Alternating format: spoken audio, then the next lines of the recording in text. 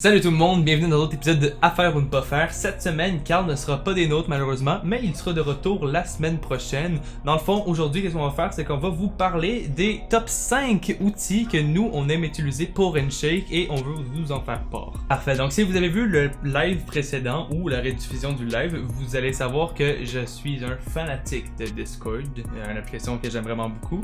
Et c'est mon coup de cœur ces temps-ci. Puis je vais vous démontrer pourquoi, dans le fond, je préfère Discord aux autres applications pour gérer les employés et aussi pour avoir des enregistrements vidéo ou autres. Tu as parlé des lives, mais c'est quand les lives? Oui, en fait, tout est lundi dès 18h Eastern Time. Nous faisons des lives qui s'appellent Off the Mic, où est-ce que dans le fond, vous pouvez venir nous poser des questions que ça nous ferait plaisir de vous répondre. Et en plus de ça, vous avez une touche plus personnalisée de notre contenu au lieu d'avoir juste des tips and tricks qu'on offre parfois sur nos vidéos. Exactement. Donc, si vous voulez nous poser des questions durant le live, vous pouvez joindre notre Discord. Le lien va être dans la description. Vous avez juste à vous connecter au serveur Discord, puis nous envoyer des questions lors de nos lives. Parfait. Donc, c'est quoi Discord? On va commencer par ça. Fait que, dans le fond, Discord, c'est quelque chose qui est conçu pour les gamers à la base. Mais est-ce que ça sert juste à ça? Non, évidemment, parce que nous, Handshake, on a vu le potentiel que tu peux faire avec Discord pour créer ta propre communauté et aussi une excellente application pour faire les appels meeting avec les employés pendant le COVID quand on ne peut pas rencontrer nos employés physiquement. Qu'est-ce qu'on utilise présentement sur Discord? C'est qu'on peut faire plein de chaînes. Par exemple, pour nos représentants des ventes, on a des chaînes vocales où est-ce qu'on peut rejoindre pour parler et on a des chaînes de texte différentes pour où est-ce qu'on peut envoyer, mettons, si on a besoin de leur envoyer des fichiers, on leur envoie dans une chaîne. Si après ça, les vendeurs, ils veulent faire une discussion dans une autre, ils peuvent discuter de tout ce qu'ils veulent. Ça, c'est juste pour les vendeurs. Là, on a plusieurs sections. On en a une pour l'enregistrement de nos vidéos, nos lives. On en a une où est-ce que c'est juste nous, où est-ce qu'on peut discuter de business stuff. On en a, qu'est-ce qui est amusant aussi, c'est qu'on n'est pas juste obligé de faire ça pour nos employés, mais on peut inviter n'importe qui dans notre communauté à nous joindre. Et ensuite, il y a plein de features qui sont disponibles pour eux aussi. Donc, il y a des sections où est-ce qu'ils peuvent parler, des sections, mettons, moi, des fois, quand je travaille, je m'en vais dans une section working où est-ce que tout le monde peut me joindre, donc tout le monde peut voir qu'est-ce que je fais, tout le monde peut me poser des questions gratuitement, aucun problème avec ça, moi, ça me fait plaisir de répondre. Donc, qu'est-ce que j'aime beaucoup, c'est que ça met une communauté ensemble, contrairement à d'autres applications comme Teams, une application à problème que nous on a essayé pendant 3 semaines, beaucoup de problèmes, entre autres des fois pour fixer des problèmes dans le code, il faut que tu fasses du coding HTML, ou sinon quelque chose de aussi compliqué que juste faire un appel. Nos employés avaient de la misère à rejoindre notre appel. La dernière fois on avait 15 minutes de retard, puis il y en a plein qui sont découragés, qui sont jamais connectés. Donc ça, c'est un des majeurs problèmes qu'on a avec Teams. Slack, le problème, c'est que gratuitement, tu peux juste faire un appel entre 2 collaborateurs. Sinon, il faut que tu payes un certain montant par mois. Qu'est-ce qui est fun avec Discord, c'est que c'est 100% gratuit. Tu as accès à toutes les fonctionnalités gratuitement. Par contre, c'est sûr que tu peux payer pour booster ton serveur pour qu'il y ait une meilleure connectivité, mais c'est des affaires supplémentaires qui sont pas nécessaires dans notre situation, puis tout est parfaitement fonctionnel. Donc, pourquoi changer une formule gagnante? Donc oui, moi c'est tout ce que j'avais à dire pour Discord. Cette vidéo n'est pas sponsorisée par Discord, c'est juste un gros coup de cœur de moi ces temps-ci. Ben, moi je vais parler de HubSpot. HubSpot, qu'est-ce que c'est? C'est un CRM. Ça permet de faire, en fait, si vous venez de commencer en entrepreneuriat, vous avez votre entreprise, vous n'avez pas le choix. Il vous faut un CRM, vous n'avez pas le choix. Toutes les personnes qui vous contactent, soit pour vous vendre quelque chose, ou sinon, ben, soit vos partenaires ou les clients que vous avez, ou les prospects, les leads, vous n'avez pas le choix de toutes les emmagasiner dans une liste et chaque entreprise a leur propre page avec les actualités et toutes les conversations qu'il y a eu, donc les appels téléphoniques, les emails qui ont été envoyés, les notes que vous avez prises, sont toutes regroupées.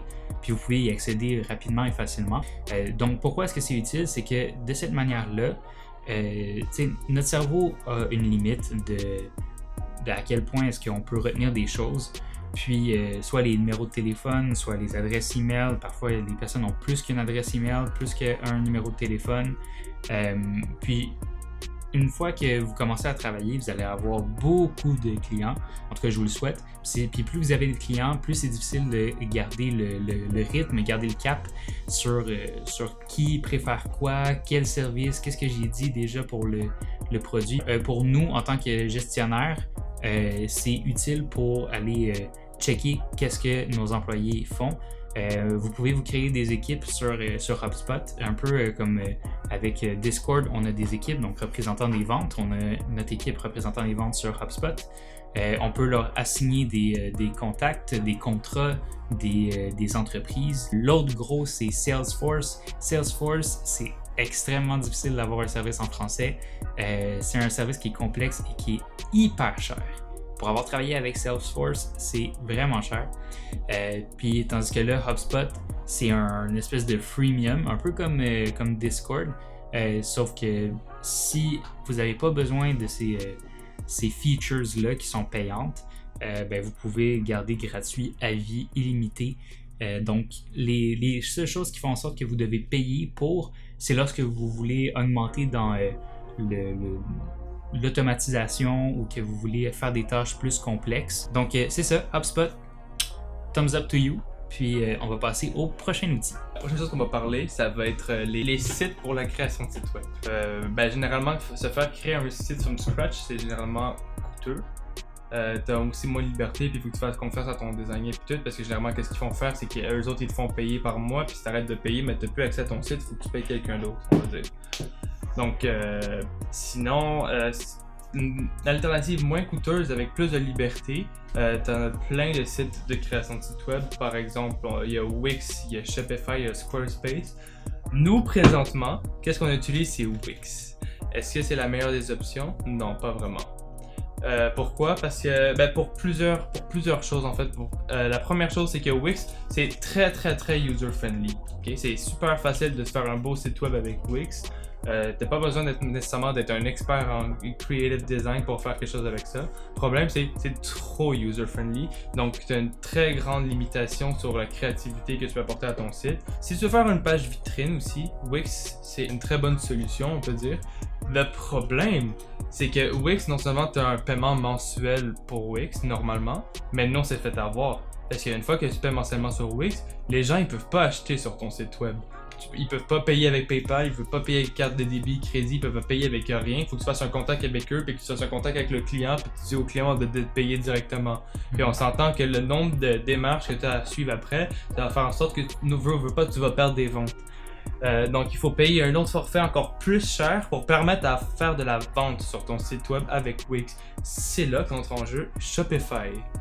La merveille du moment, un des meilleurs sites web pour le dropshipping, pour la vente en ligne, un site vraiment, un site de création de site web vraiment bon avec plein de templates pour t'aider de base. Je pense que Wix aussi en a plein, mais l'affaire qu'il faut dire par contre avec Shopify avant que tu continues sur la glorification de Shopify, c'est que faut faire attention parce qu'il y a énormément de vendeurs de Shopify, des créateurs de sites web qui vont dire je vais vous faire un site web Shopify. Faites très attention parce qu'ils risquent de vous charger très cher. Soit très cher. Très cher, on parle de comme 1000, 2000, 3000, 5000 $ pour un site.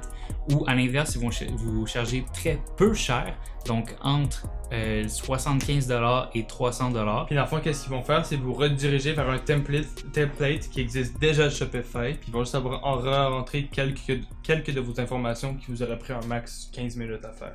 C'est ça. Sinon, Shopify, pour de vrai, c'est un des sites de création de sites web qui est en train de bloom en ce moment. En popularité, si vous êtes quelqu'un qui suit la bourse, vous l'aurez sûrement remarqué à quel point ça a juste été vers le haut. Surtout avec les gens qui commencent à vendre tous leurs masques. Tout ça, ils utilisent sûrement la plupart Shopify pour la vente, justement.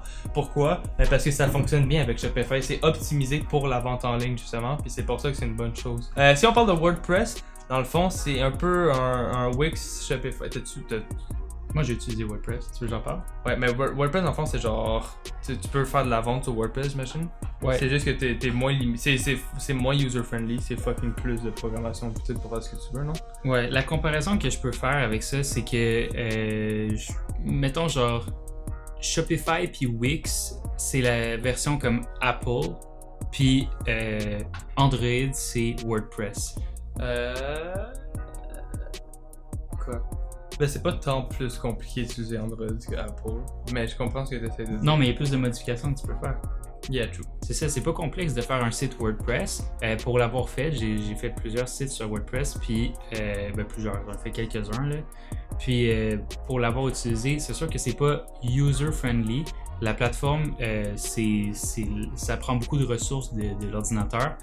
Il faut que tu rentres plein de plugins. Donc, juste WordPress à la base, c'est un espèce de Wix, mais fantôme. Il n'y a pas grand-chose, il n'y a pas de template, rien. Mais ton WordPress, il ne vit que par les plugins. Donc, il faut que tu ailles chercher plein de plugins. Puis, ce qui est long, c'est l'apprentissage de ces plugins-là.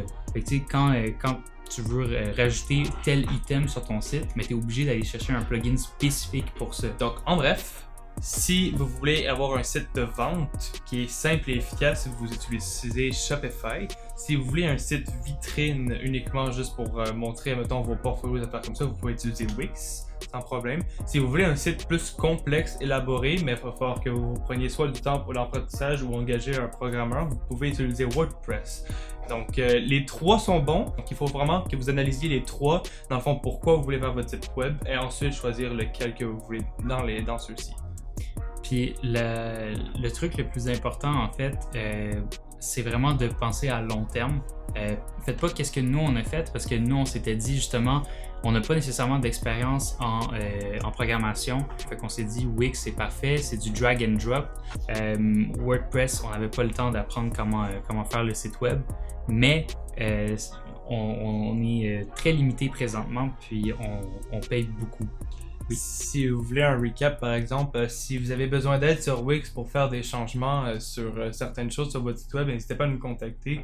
Parce que nous, on a eu plein de problèmes sur notre site avec des limitations, mais l'affaire, c'est que tu peux quand même think outside of the box pour trouver des solutions où est-ce que tu n'aurais pas pensé auparavant. Youper suggests Lighthouse and SEM Rush, baby. Alright. Donc, on va rester dans le même thème de la création de site web. Une fois que vous avez créé votre site web, ce qui est hyper important, c'est que votre site web, il y a des gens qui viennent voir votre site. Donc, le trafic, comme Alex a dit. Puis ça, pour avoir du trafic, on peut pas juste laisser notre site web puis espérer puis attendre, ça se fait pas avec le temps comme ça. Mais il y a du SEO, donc du Search Engine Optimization, donc l'optimisation pour les moteurs de recherche. Il y a d'autres manières qu'on va pouvoir parler dans les autres vidéos, mais là on va parler plus particulièrement du SEO. Puis le SEO, comment on fait? Dans le fond, pour être très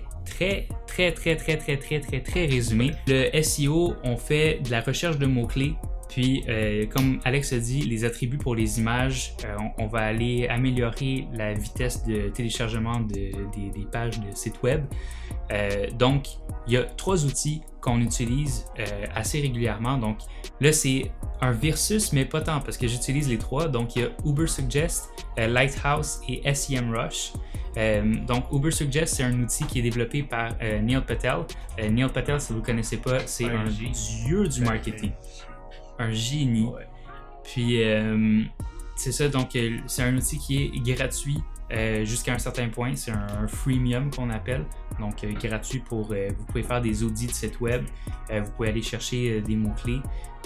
Vous pouvez faire de la génération, de la suggestion de mots-clés et tout ça. Donc, c'est ça. Puis, ce à quoi ça vous sert, c'est parce que vous ne pouvez pas décider quel mot-clé vous allez utiliser. Vous allez chercher... Vous allez essayer de comprendre qu'est-ce que monsieur, madame, tout le monde cherche sur les réseaux puis cherche sur les moteurs de recherche. Donc, qu'est-ce qu'ils veulent avoir comme résultat et qu'est-ce qu'ils ont comme question. Puis, c'est à leur question que vous voulez que votre site apparaisse en premier. Donc, c'est ça. Ubersuggest, c'est un très bon site web, une très bonne ressource. Une compagnie qui fait des choses similaires, c'est SEMrush. Donc, SEMrush, c'est à peu près la même chose que Ubersuggest. Pour rester vraiment encore en bref, là, c'est la recherche de mots-clés puis de l'évaluation du audit de site web. Puis vous pouvez faire de la publicité sur les moteurs de recherche. Donc, il y a plein de choses pour optimiser la publicité. Mais le point négatif, c'est que la plupart de leurs outils, ils sont payants. Donc, ça coûte très cher, SEMrush, mais ça en vaut la peine, surtout pour les agences et surtout pour les moyennes à grandes entreprises. Puis sinon, ça nous amène à Lighthouse. Donc, Lighthouse, on l'utilise beaucoup lorsque on va faire de la prospection, puis on va aller chercher de la clientèle. Nos vendeurs, qu'est-ce qu'ils font? Ben, vous appuyez sur la touche F12 de votre clavier, puis vous allez vous diriger à la droite complètement. Vous allez avoir Lighthouse, un onglet qui s'appelle comme ça. Puis, ce que vous faites, c'est vous cliquez dessus, vous sélectionnez les petites boîtes que vous voulez avoir, donc les résultats que vous souhaitez avoir. Pour mobile ou bureau, là, ordinateur. Donc, ce que ça va faire, c'est ça va envoyer des robots passer sur votre site web ou sur les pages que vous voulez qu'ils aillent. Et ils vont décortiquer comment est-ce que votre SEO se comporte pour votre site et va vous suggérer des choses à améliorer pour améliorer votre référencement. Encore une fois, on a parlé de SEO. Le SEO, c'est pas juste des mots-clés. On l'a dit tantôt, là, il y a de la performance. Donc, si votre site, ça prend 12,7 secondes avant qu'il y ait la première image qui se télécharge complètement. Le client, il va déjà dire il va déjà partir. En bas de 5 secondes, déjà la clientèle clique ou passe à une autre chose. Donc, vous allez avoir un bounce rate qu'on appelle. Donc, un bounce rate, c'est quand quelqu'un clique et reclique après sur un autre lien. Donc, il va faire un bond d'une page à l'autre. Puis, ils vont calculer combien de temps est-ce que ça prend avant de faire un bond. Donc, plus votre bounce rate est élevé, donc ça va être en pourcentage, donc le nombre de personnes qui vont cliquer rapidement pour changer de page, moins c'est bon. Donc, c'est ça, vous voulez avoir un bounce rate le plus bas possible. Parfait. Et finalement, on va parler des extensions de sites web que vous pouvez utiliser pour la plateforme YouTube pour les vidéos. Un des parfaits exemples, c'est Social Blade. Si vous savez pas c'est quoi Social Blade, si vous allez sur le site web, vous pouvez aller voir toutes les statistiques de n'importe quel réseau social, que ce soit Twitter, Twitch, YouTube, Instagram, blablabla. Ça va vous donner un recap dans le fond de toutes vos statistiques de votre chaîne ou de la chaîne de quelqu'un d'autre si vous cherchez. Donc le nombre de views qu'il y a eu par jour, par mois, les subscribers qu'il y a eu, puis tout ça. Mais qu'est-ce qui est pratique aussi, c'est qu'il y a une extension web pour quand tu t'en vas regarder des vidéos. Qu'est-ce que ça fait, c'est qu'à droite, ça va donner non seulement les statistiques de la vidéo puis tout, mais en plus, ça va te donner les mots-clés qu'ils ont utilisés. Donc ça, c'est un des premières extensions qui sont très pratiques. Social Blade va donner des informations spécifiques sur les YouTubers, donc les vidéos que vous allez regarder. Moi, c'est surtout pour ça que je l'utilise, pour faire des stats, puis aller regarder les mots-clés qui ont été utilisés. vidIQ, c'est de la suggestion de mots-clés, l'optimisation de la vidéo. Donc, est-ce que le titre est bien fait? Est-ce que l'image est appropriée? Vous avez un nombre de tags qui est optimal. La même chose avec TubeBuddy, mais TubeBuddy, en addition à tout ça, il rajoute de l'aide pour la création de thumbnails, donc les miniatures de vidéos. Il rajoute c'est comme une espèce de petite application avec toutes les activités qui se passent autour de votre chaîne YouTube. Puis c'est plein de petits détails comme ça qui vont venir vous aider. C'est trois extensions qui sont gratuites, encore une fois des freemium, donc ils ont une partie gratuite puis une partie payante.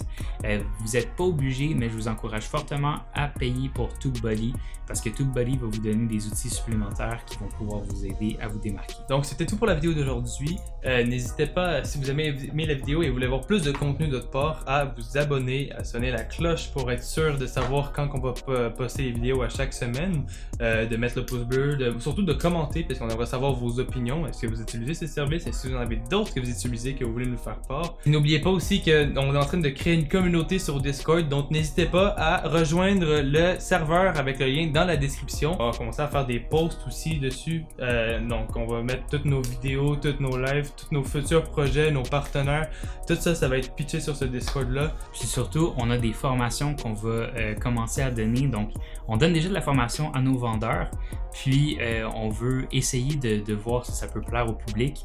Donc vous avez la chance d'assister à ces formations-là gratuitement pour l'instant. Si on voit qu'il y a de l'intérêt, ben ça va devenir payant pour les prochaines personnes. Donc tous ceux qui vont participer dès maintenant, vous allez avoir un accès garanti à vie.